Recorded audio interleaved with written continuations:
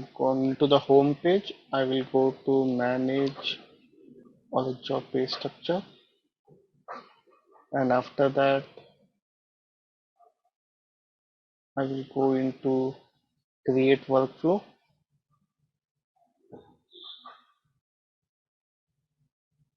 So I have already have some positions. So according to the positions, I will create the workflow. When you people will try to create a workflow, try to, when you have your own data, try to create a workflow by creating the approvers, like some as a dynamic role, some as a dynamic row, so that you can explore how the workflow will be triggering. So I'm going into the workflow.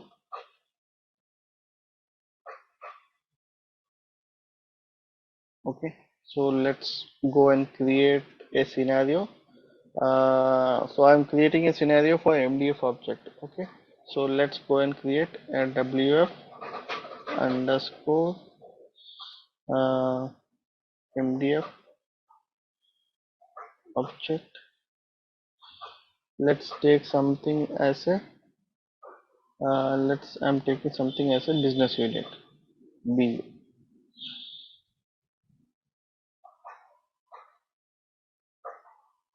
Change. Okay, this is the workflow name which I'm specifying. The ID it is there, and I'm going.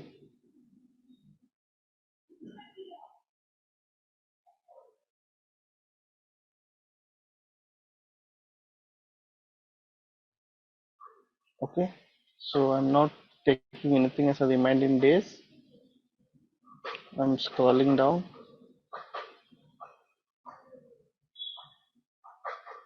and the approval I will take as position. Let me go into the Excel, and in the Excel I have already taken some positions.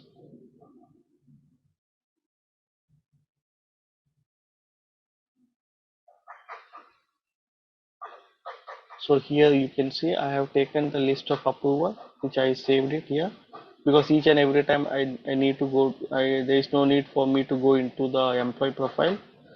So this is the position first approval. I will copy this, and I will approve a role. I will try to paste it here. So here you can see that approval is coming.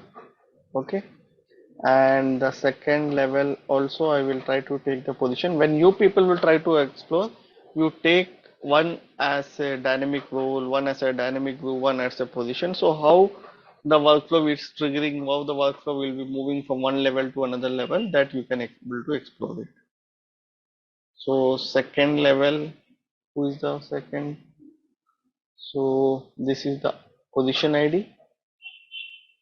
So again into the approval role.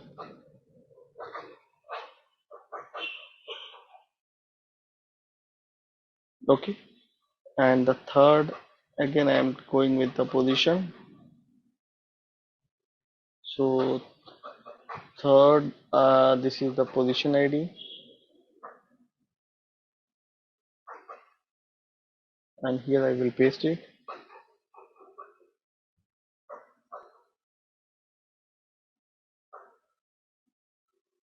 Okay, and then these are the three approvers which I have taken. Okay, now I'm not taking anything as a contributor. CC role I will put it my email ID, so that to check the final confirmation. So here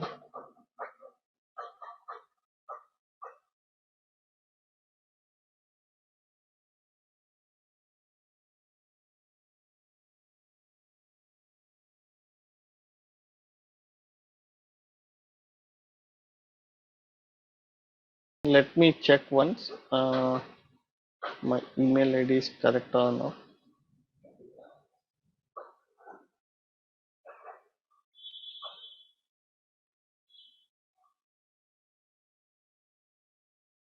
Just give me a moment. Let me check once. SAP SF Trainer 01.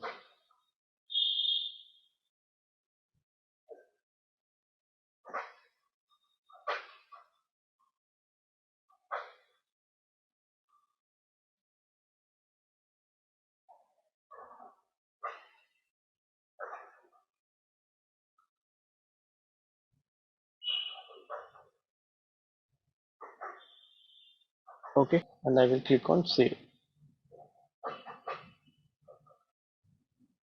So I have a workflow created for the MDF object. What is the object? That is business unit, and the business unit we are using for create and change.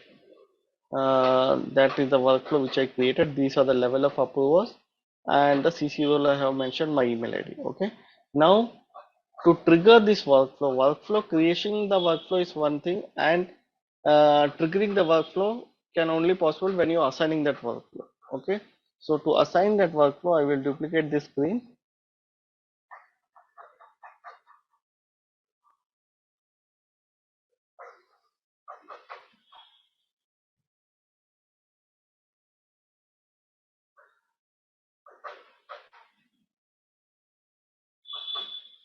okay, and after duplicating the screen I will go to where is the we are assigning we are checking for the MDF object. What is the MDF object? Business unit, where all these MDF objects are configured in configure object definition, correct? So I will go to configure object definition,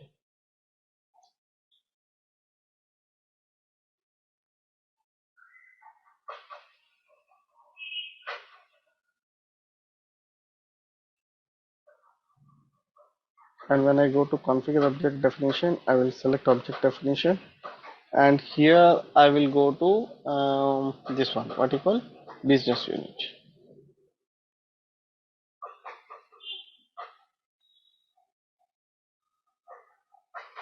Okay, after going into the business unit there is a field by name workflow routing. Can you see here? Workflow routing. Okay, so what I will do, I will go into take action, make correction, and I will scroll down, go to the workflow routing, and what is the workflow which I created? That this is the ID, right? This I will copy it. I will go back here and I will try to paste it here.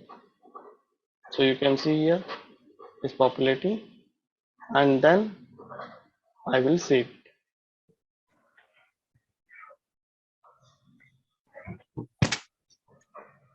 Okay, so here with the when we are going with MDF we have a direct option to assign the workflow in the workflow routing, which we have already done here. Okay, now if you want to do the testing for creating the record or changing anything in the work for the MDF object, where we are going manage data, right? So I will go to manage data.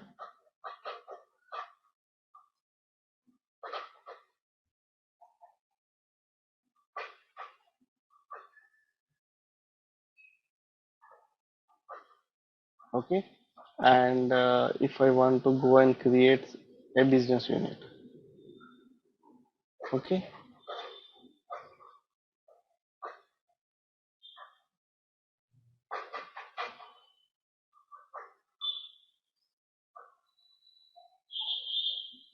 so let me take this as 1900.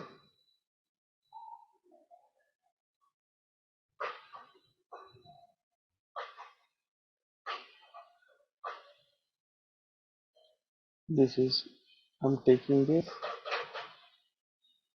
okay, and here I will mention the ID. So let's take something. Mm,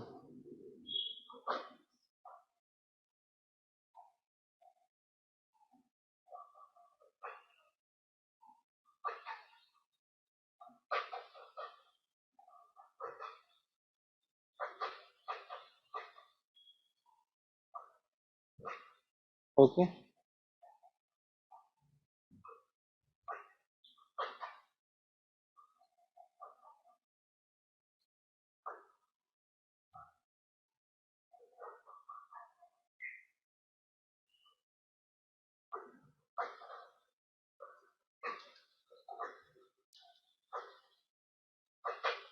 is design, okay, and status active, legal entity. Let me take the legal entity.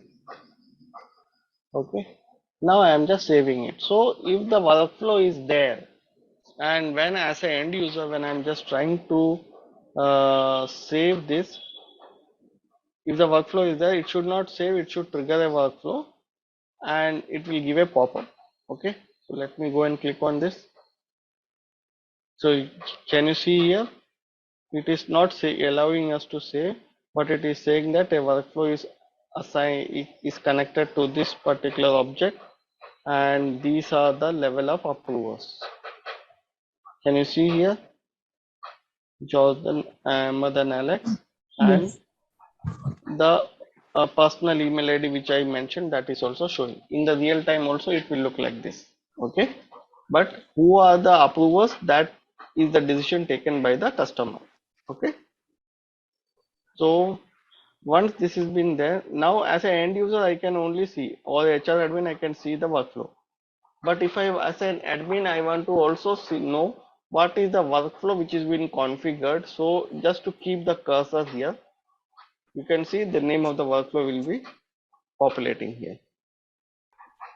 Can you see the name Yes. of the workflow? Okay, that is the thing. Now I am just initiating the workflow so that it should send to the first level of approval. Okay, so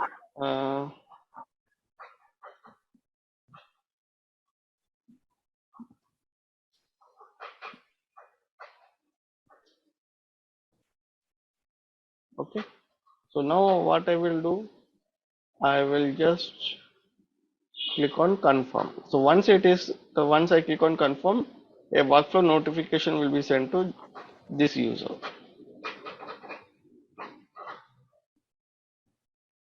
So depends upon that. So now it is still pending. It will be pending until the workflow, entire workflow will be completed. Okay. So what I will do, I will duplicate the screen. After duplicating the screen, I will proxy to that user, because I need to proxy that to that user. Okay. So I will proxy to what is his name? Jordan, right? Jordan. Okay. This is the user. Okay. So when I proxy to the user, a notification, he should receive a notification in the home page. Let's see if the notification he has received in the home page or not. So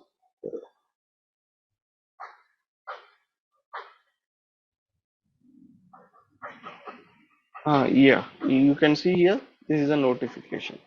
Okay, request for the approval. Okay, so he can able to review and he can approve it. How he can approve it? He can click on approve or click approve with comments. So once you click on approve, this will be this request will be went from here, and it will go to the second approver, whoever is the second approver. Okay, so who is the second approver in the list? Second approver is Ahmed, I think.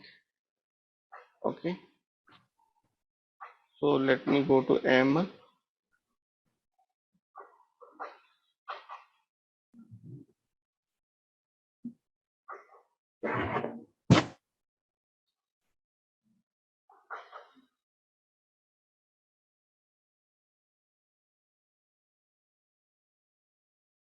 So I am proxying to the Ahmed right now.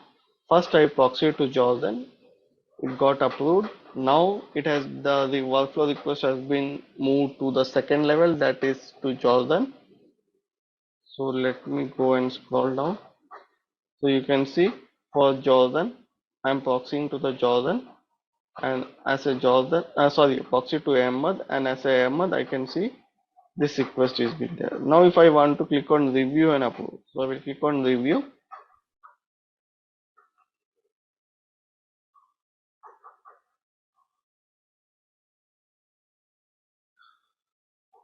So when I click on review, it will take me to the workflow details page.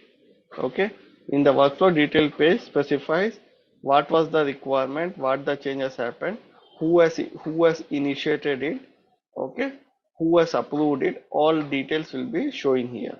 Okay, If I want to, if as a second approval, if I want to see what all participants are there, I can also see the participant also. Okay.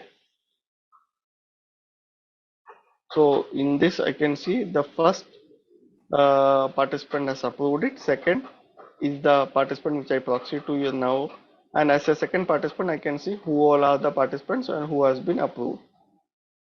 Okay, this is from the view and approve tab. I can able to redirect to the workflow request, workflow details, and from there I can able to go and see this.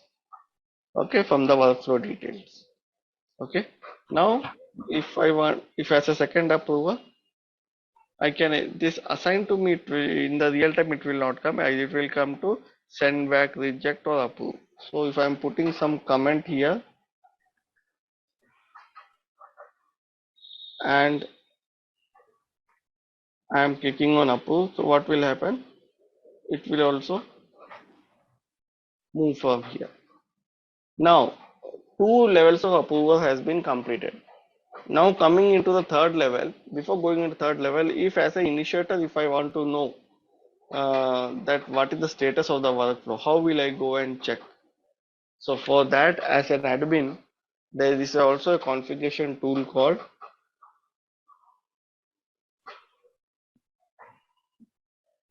manage workflow,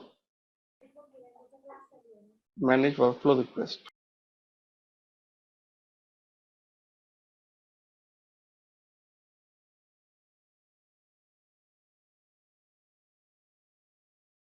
So after going into manage workflow request, in the manage workflow request, we can say requested by, requested for, requested type, all these details. So requested by, who has requested by? That is this one. Okay, this ID. So this ID I can mention because I want to search the workflow, my workflow. So how will I search? Who has initiated? I have initiated, right? So it is always easy to search with my name what all workflow which has been initiated from my end, from my account. Okay, so when you go here, you can see here one is request type, one is action, requested by, requested for, request status comes. So whichever request is been completed there, that take action option is totally freezed. Okay, so we will just scroll down and to see if any other action is open or not. So you can see couple of actions are open. Okay, so one action is open here where I think this was the request which we have initiated it, right? We are seeing it is pending, correct? So now in this take action we have this option here where we can add another approval also. Once the workflow is in the process also, we can try to add another approval. Okay, that is also possible. This is sometime also an interview question. When the workflow is already in use, can we delete a workflow? No, sorry, can we remove a approval? Can we change the route? Can we change the approval? Okay, this is also possible. Can you decline the workflow? That is also possible. Okay, by clicking from here until and unless the workflow is been pending in the pending stage. Okay, so as an initiator I will be going into manage workflow request and I can able to go. So when I click on here, it will again take me to the workflow detail. In the previous screen how I went as an approval from view and approve section tab, right? That is for the approval to view. This is the initiator view from the manage workflow request. Okay,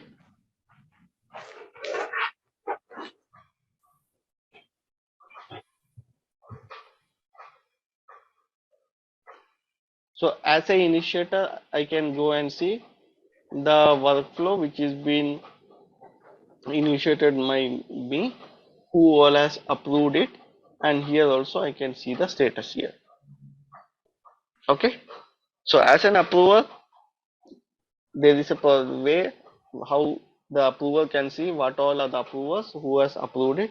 As an initiator, this is the way I can able to go and see it. Okay, now what I will do, the last is pending with Alex, right? So I will go to Alex.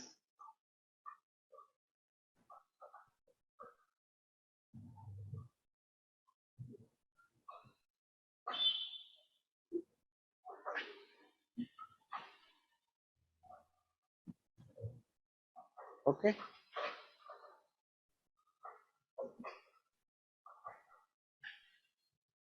So when I scroll down here, when I scroll down here as an Alex, I can see here the workflow as I have received the workflow where I can able to see review and approve. So again here I can able to, as a final approver, I can see. So here I have not mentioned any edit transaction. When you will try from your end, you will try to add edit with root change, edit without root change. You try to explore that part also. Okay. So as a final approver, I can see who all has approved it, and when I will go and click on OK and approve it, so then in the CC role a final notification will be sent. When I click on approve and let me become self,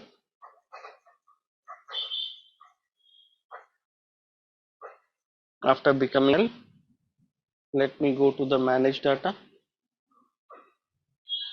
and here I will let, now still it was there in the pending approved, so let me refresh it once.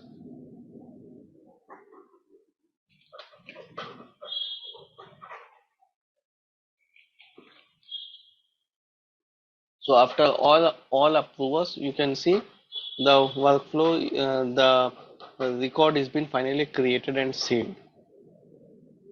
Okay. So this is something, a entire process which will be for the end user. Okay. But as a consultant, we are setting up the configuration for them. Okay. So as a consultant, we will be not executing any workflow.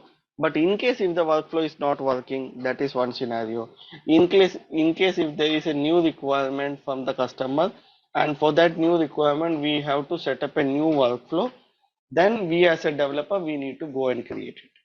So we should know how we need to go and configure a workflow. Okay. Yeah. So this is one scenario which was in the case of an MDF object. Okay, where we can directly assign the workflow in the configure object definition. There is an option available. So if you are assigning it in business unit and if you are changing something in division or department, you cannot expect the workflow should trigger. Wherever the workflow is assigned, you have to perform the action in that object. Okay, that is one thing. Second scenario is if if we are creating a workflow and the workflow should trigger for the employee related fields.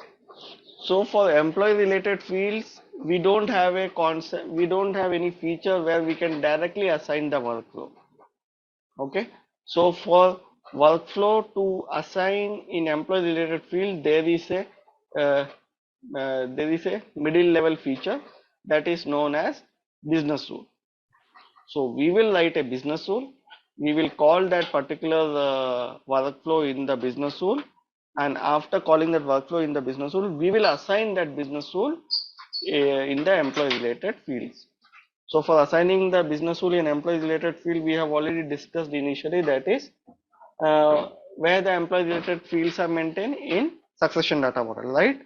Or in manage business configuration, correct? So if you remember, we have seen in manage business configuration, BCUI, that there are HRIS fields and below that we have trigger rule section, right? So I told you that when we start with again workflow business rules, we will again come back to that particular tool again. Okay. So now we have seen one scenario where we were trying to perform an action for MDF object, and we can directly assign the business rule, sorry, assign the workflow in the workflow routing option here. Okay. this was easily done. The purpose was that when the action is performed, the workflow should trigger. A notification should be sent to the approvers. But in employee related fields, we cannot directly assign the workflow. Workflow has to be triggered with the help of a business rule. Okay.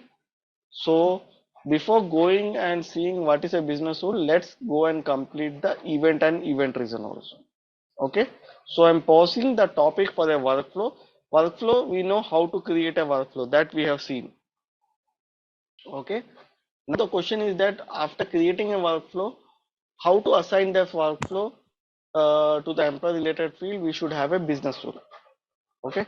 So before going into the business rule, let me cover up the topic of event and event reason, then we can go into the business rule also. Okay. So let me, so event reason, coming into event and event reason. So let me go here.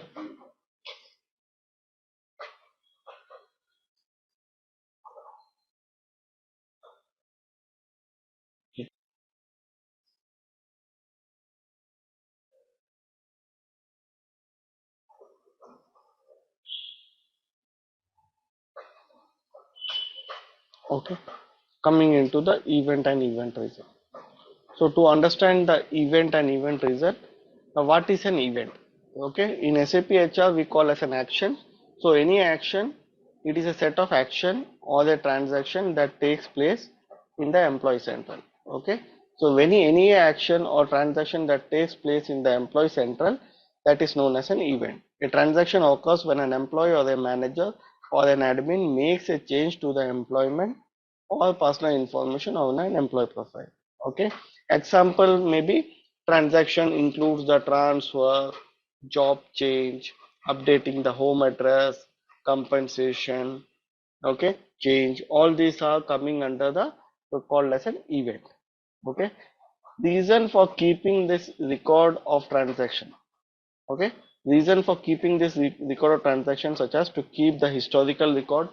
So we want to keep the historical record for the reporting, for create some report and for legal purpose, to show the change of an employee data over time, to trigger any approval process. Okay, to show the change of an employee time period. So if an employee is getting promoted, so he can also see from last 2 years what was the position, what was the grade he was holding, and now he's been elevated into which level.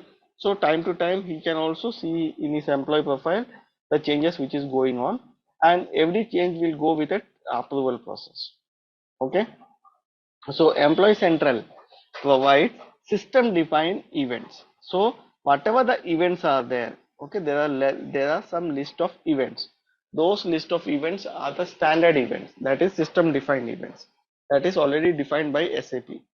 The label of the event, so whatever is the list of the event, the label of the event can be changed, altered, but it is not possible to add a new event. We cannot create a new event, but the label can be altered.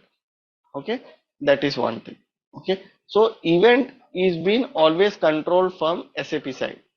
So there are already list of events which is already defined by SAP. We can see those events. Okay, so those are the standard events. We cannot go and create our own event, but we can modify by changing the label of the existing events. Okay, and we cannot, it is not possible to add a new event. Okay, so to summarize, event is overall control from the SAP side. As a consultant or as an admin, we cannot go and create a new event. Okay, then what SAP has done? SAP came across with another feature after the event, that is called as an event reason. So whenever an event, that is transaction or action is been occurring, there is a reason behind that action. So you are hiring a person, what is the reason behind it? Or you are terminating a person, what is the reason for the termination? Okay, it is a voluntary termination, or it is a normal termination, or it is a misconduct, termination with benefits. All these things we can able to go and analyze what is the reason behind it. So what SAP has done, they have created another feature that is called as an event reason. So event reason are defined by the customer or by the consultant, and they are used to define more specifically the reason why an event has taken place. So an event has taken place, a hiring is going on. What is the reason for the hiring? It is a contractual hiring, it is a permanent hiring, it is a new hiring. So that is the reason which we can able to define in the system. So to define the event in the system, we have a reason for it, that is a event reason. So when SAP has introduced this feature event reason, they have also kept this event reason under the foundation. So event reason is a foundation object. Okay. So when a manager or an admin changes an employee data, for example by increasing the salary or changing the department, the reason behind this change is normally that an event has taken place in the employee's professional life. Okay, so event could be a promotion or a transfer to the another department. Okay, so these events reason can be configured from the foundation object. So how we are going and creating the records for foundation object from manage object pay structure. So event reason, workflow, and the dynamic role. As I told, these are the other foundation objects. Okay, all these other foundation objects from where we are creating from manage object pay structure.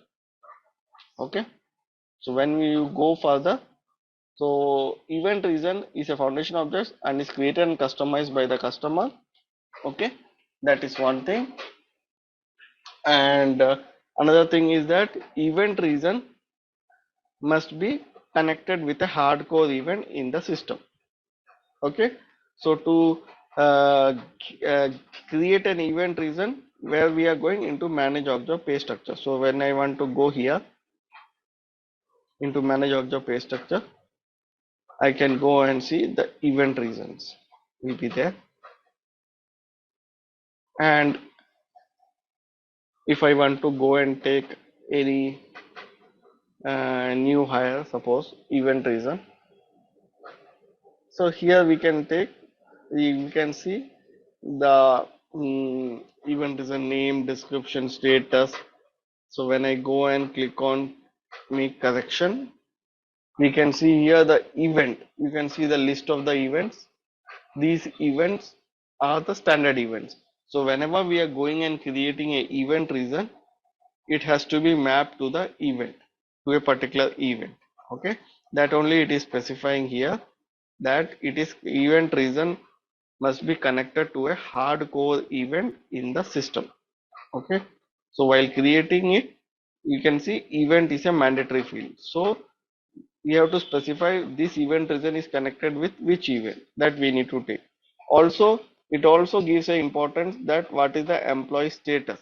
So employee status is also connected with the event reason and event. Okay, that is also the observation we can able to go and see. So once this event reason is created, okay, then we can whatever action which you are performing. So whenever we are going and performing an action, when you go into an employee profile, when you are performing an action, each and every time you need to define what is an event and event reason. Okay, so let me go here and let me open a user here to show you.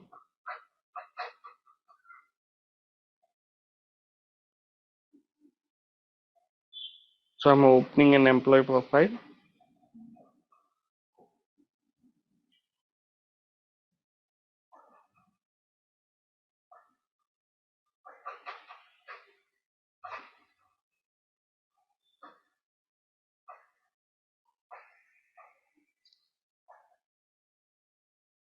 Okay, so now when I'm just going here into the action, change job and comp action info,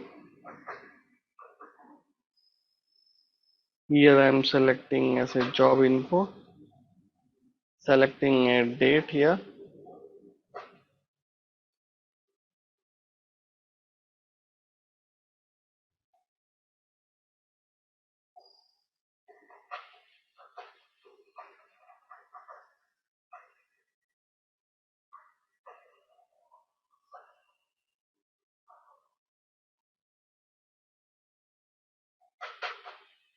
Okay, So now whenever you are making, suppose I'm making a change in the position. When I'm changing a position, how the system will know that I am changing a position? So I have to notify to the system that what is the event and what is the event reason. So what is the event and what is the event reason? When I am just notifying to the system, they will understand, and according to that the changes will be updated in the system.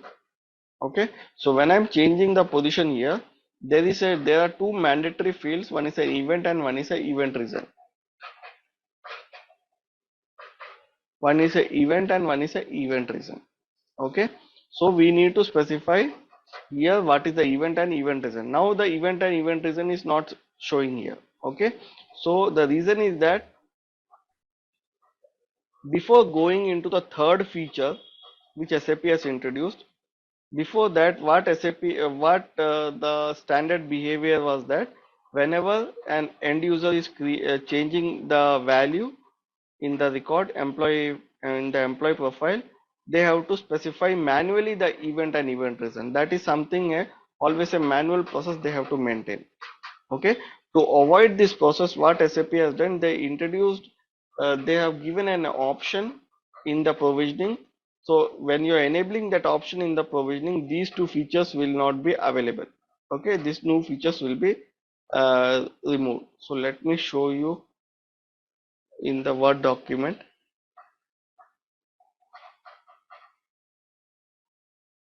So I'm opening a Word file, which is where we have the screenshot taken from the provisioning. Please let me know if the screenshot is visible or not. It's not opened yet.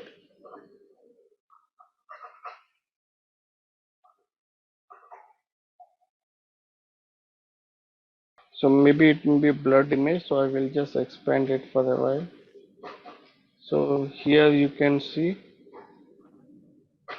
enable business rule for event reason derivation. Okay, so this option will be there, so we need to enable this option. That is the third feature which we'll go and see, that is the event reason derivation. Okay, that is the third feature under the event and event reason, that is event reason derivation. So when you are introducing this feature here from the provisioning, what will happen, the options which are showing here, that event and event reason both are mandatory, that will be removed. But how the system will know what is the event and what is the event reason? Although we have created the event reason here. Okay, we have created an event reason, but we need to, when this system will know this event, this is the action, when the action is performing this event, this is the event reason for that particular action. That can only possible when, according to that action, that event reason will trigger. When the event reason will trigger, when you have to notify to the system. So earlier you are entering manually into the system. Now we have removed that option. So what will happen? We have to write a business rule. That only it is saying that enable the business rule, enable the business rule for the event reason derivation. So we need to write a business rule, and we need to call that event reason in the business rule and then assign that event reason to that particular employee related field. Then only we can see that whenever the action is performed, the rule will be getting triggered and the event reason is getting notified to the system. So here when you go and see in the employee profile,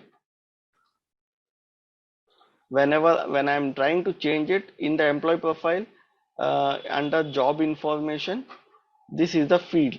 I'm changing the value for this field, that is the position. When I'm changing the value, what is happening? An action is performed. How the system will know an action is being performed? Because an action is nothing but an event. And what is the reason behind that event? That is an event reason. So we need to do it manually. But when we have removed that option, how the system will know? So for that we have to write a condition. When we write a condition, that condition has to match with the action which is being performed. The condition and the action should match each other. Okay, and when the condition is getting satisfied as per the action which is performed, then the rule will trigger, and when the rule will trigger, the event reason will be getting triggered, and according to that it is getting notified to the system that this is the event and this is the event reason, and according to that it will be saved automatically. Okay, earlier when you click on the save button, it will not save because you have to maintain here event and event reason manually. Now when you are removed it, when you click on save, then also it will not save because they will, first of all the system will try to identify any business rule is there or not, and in the background they will try to validate it, what is the action which is performed, and according to that action what is the rule what is the condition which is been defined in the rule. According to that the uh, rule will trigger and the action will be performed, and a notification, that is event and event reason, will be sent to the system. Okay, and when it is been notified to the system, the whatever the action which is been performed, that will be saved automatically. Okay, got it? This is the background process which goes on. So for that what we are doing, we are going and creating a event reason. So we know what is the event. Event is something as a standard one. Okay, that is predefined. These are something we are not creating this, it is already been created by SAP. Okay, then after that when we are going and creating an event reason, we need to specify what is the event reason for that particular event. Okay, and when we are creating an event reason is automatically mapped with the event. Here you can see. Okay, now when event and event reason has to trigger, another one thing is that you have to, if you are enabling this option, then you are enabling the rule condition.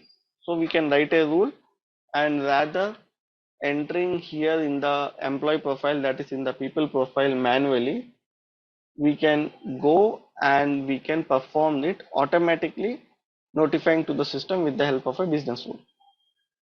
Okay, so that is about the event and event reason and event reason derivation. Let me go back into the system. So when you go here, you can see here there are certain, I have created a table. These are something as a standard event, that is data change, hire, leave of absence, pay rate, termination, and transfer. So you can see that if a data change is there, what is the reason behind that data change? That is a change of the business unit, correction, status change, anything can be there. Okay, then if you have a hire, what is the hire? It is a new hire, contractual hire, something which is related to the onboarding, that we go into the hire part. Okay, leave of absence means what? Leave of absence means education, long-term disability. Okay, all these things will be the reasons which is coming for the leave of absence. Okay, pay rate change, that is something which is related to the salary increase, adjustment, hike, bonus, transfer, and something which is related to the cost of living. Okay, similarly case with the termination. When you go into the termination, what is the type of termination we can look? The voluntary termination, misconduct. Okay, so we are specifying the event, these event reason, from where we are defining it here in the manage data, in the manage object pay structure. Okay, where we are specifying the event reason, and when you are creating an event reason, we are also specifying what is the event for that particular event reason. Okay, got it? So these are some examples how we can see what are the events and what are the event reason. Now in the interview, if they want to know how we can able to track what are the standard events, for that all the standard events we can able to go and see, where we can go and see in the pick list center. So when you go and see in the pick list center,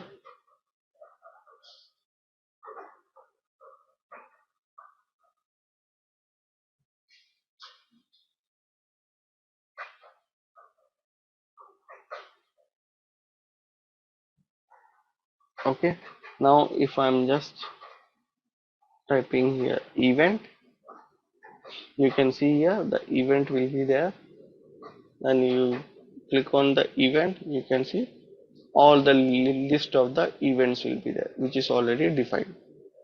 Okay, we can change the label, we can copy the standard one, and we can uh, update the new with the new label. That all we can do with the standard functionality. Okay, so this you can see all the event values will be there. Okay, these are something which is a standard event. Okay, and how we can download, and from where we can download this event, we know where we can find from the pick list center. And how these events can be downloaded, you go to import and export. This also we have seen when we went into MDF object, right? Import and export data. Important.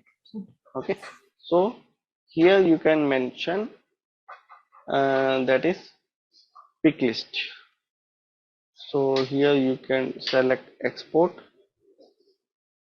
Generic object will be there. Select the generic object as a pick list.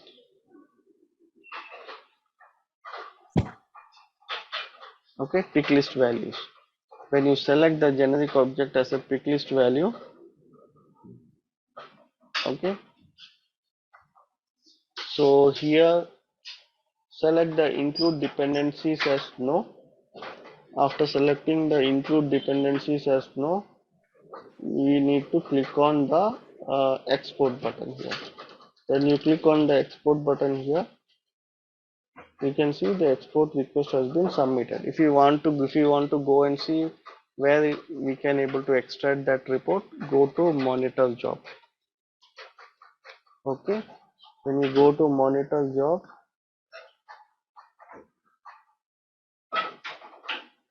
you can see this is something which we have done right now. Okay, so now when you click on the download status here, you can see all the pick list values we can able to download here.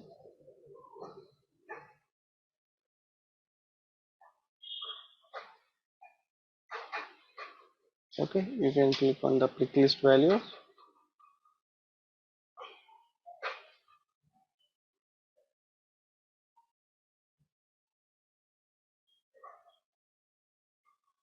Is the Excel visible? A new Excel has been opened. Okay, now you can see from the export, from import and export, I have downloaded all the pick list values here. So I'm just aligning it. It's still in the process.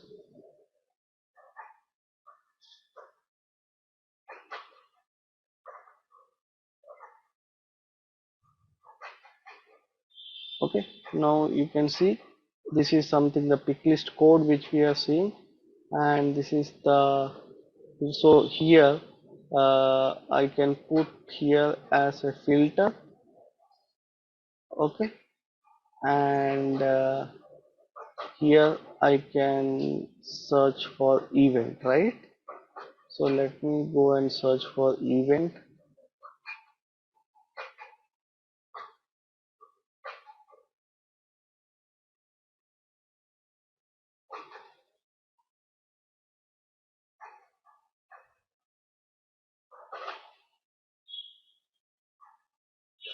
You can see event. Okay, you can see all the events will be there. Okay, event, the external code. Okay, and whatever the values are there, that values will be showing here.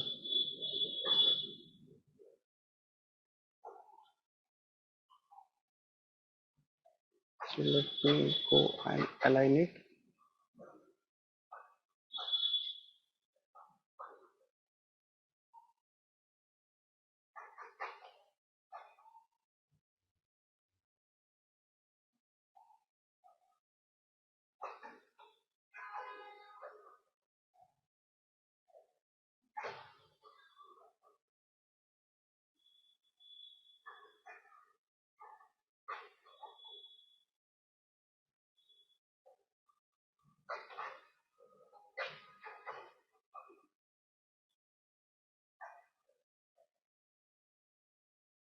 So I'm just aligning it.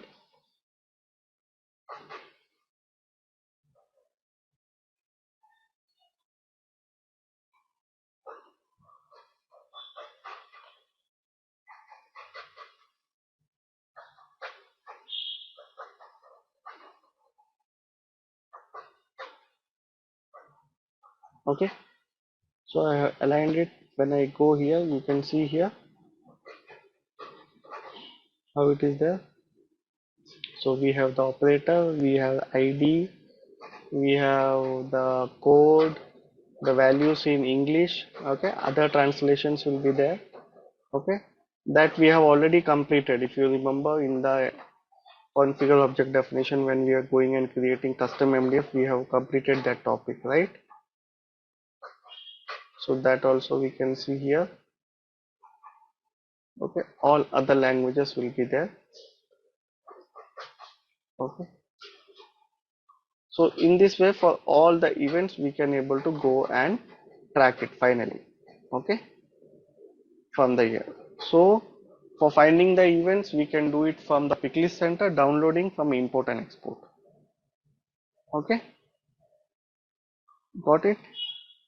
This is also sometimes an interview question where we can find the standard events and how we can able to if we want to take the summary of all the events, from where we can able to go and see. Okay, so here we have completed the this one, that is event and event reason and event reason derivation also. Event reason derivation, why we are using? Because after creation of the event reason and mapping with the event, whenever an action is being performed, each and every time we need to enter event and event reason manually in the employee profile. Then only the system will be, then only the changes will be saved in the system. To avoid that, we have enabled that option from the provisioning, and after that these options will not be available, that is event and event reason. But how the system will get notified? We have to write a business rule. So once we write a business rule from the front end system, in the business rule we will be calling that particular event reason in the business rule, and according to that, whenever the action is performed, system will try to validate if any rule is there. If any rule is there, system will try to verify what is the condition in the rule and what is the action is performed. If the condition in the rule and the action is performed is matching, okay, then the rule will be set and it will be triggered, and event reason will be notified to the system, and the action and the changes will be saved automatically. Okay, so this is something which is being performed automatically with the help of a business rule concept. Okay, same thing applies for workflow also. So that is the reason I paused the workflow and I just try to complete the event reason also, event and event reason. Okay, so these two features are different. Always keep it as a different only. That is, workflow is different and event reason is different. Okay, so whenever we are writing a rule condition, we should not club both the features in a single rule. System will not accept it. Okay, that is by default the standard behavior of the SAP system. Okay, whenever we want to write a rule, for workflow we have to write a rule separately, and the event reason we have to write a rule separately. Okay, so earlier what was happening, whenever we are writing a condition, all these conditions earlier we were also maintaining XML, that is event reason derivation XML. Okay, so we have discussed in data model that 7 data models are there. Out of that, the 3 data models we are not in use. One of the data model was event reason derivation XML. Okay, now in the month of November, the not this release, previous to this release in 2022 November, this this XML has got deprecated. Now we are not using this XML. The reason SAP has planned to remove this XML. Deprecated means now there will not be any changes, maintenance for that particular application. It is the end of the life cycle for that particular feature. Okay, why the reason they are ending up the feature? The reason is that everything now can be maintained from the front end with the help of a business rule. Okay, before 2022 November, as customer was having two options. Either they can maintain all the conditions in the XML, or they can maintain the conditions in the business rule, any one of the area, either from the front end or from the back end system. Okay, but lot of customers, they used to maintain all the conditions in the front end. because in the future this will be automatically get deprecated, and that was happened in the previous release, that is 2022 November, that they have decided to go for the end of the maintenance for this particular feature, and there will not be any further update modification of this feature. Okay, all the event reason everything will be maintained and configured from the with the help of a via business rule from the front end, which lot of customers are doing already. Okay, same case with workflow also. When we discuss about workflow in data model, we have another data model, that is workflow derivation XML, right? So workflow derivation XML is also one of the data model which is there in the from the provisioning. But as the introduction of the business rule, for any action when we are doing performing in for employee profile, for those changes, if the workflow has to trigger, we have to write a condition, and that condition can be maintained in workflow XML also, or else we can maintain the condition in the business rule also. Okay, so as of now both options are available, but slowly now what is also happening, slowly lot of customers they are also migrating this workflow derivation from all the configurations from the XML to the front end to the business rule, because in the future again this workflow derivation will also get deprecated. Okay, so already event reason derivation has already been deprecated. Workflow will also, they will also go and end for the plan for end of the maintenance for this particular feature also. So a lot of customers they are already moving all the uh, configurations and the condition which is maintained in the XML for the workflow. Now they are moving it into the front end, so that whatever the configuration now and future they will be creating, all the it will be maintained from the front end only. Okay, so whenever we want to write a rule condition, workflow will be separate and event reason will be separate. Okay, and then we need to go and create a business rule for the workflow and for the event reason separately, and try to test it in the employee profile how we have tested today for the MDF object. Okay, simultaneously with single testing we can see how the workflow is getting triggered and how the event reason is getting triggered with two different rules. And apart from that, business rule is a conceptual topic where the conditions we cannot able to predefine any condition.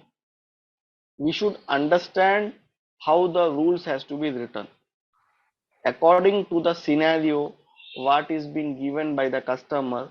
We should know how to write a rule. Okay, once we start with the business rule overview, and when we start going and creating the rule, you should can also have those examples. Those are the examples of the business rules. So when you have some 15 to 20 examples, when you try to explore, you should know how to write a business rule independently. Okay, this rule condition is nothing where we cannot able to by heart or something in advance. This is something where we should know what is the functionality, what is the features which are available in the rule, and how to utilize that feature when you are writing a business rule. Okay. Okay, customer can give you any scenario. Customer can say that I want a custom field, and that custom field should be for a particular country, and when HR admin will go into an employee profile, that custom field should be editable. When employee will go into his employee profile, that custom field should be readable mode. So everything can be controlled from the business rule. Okay, so some things are there, some part we can able to do it from the RBP, that is role based permission, but role based permission also has a certain limitation. Okay, so where the RBP cannot able to control certain permission, that permissions can be done with the help of a business rule. Okay, but we should know how to write the business rule. First of all, we should understand the scenario from which is coming from the customer, and how to frame that scenario in the condition in the business rule. And after framing that condition in the business rule, we need to assign that condition at the right area. That is also very important. And once we assign it, then we need to, third step is we need to test it. Is the rule is working correctly or not? Okay.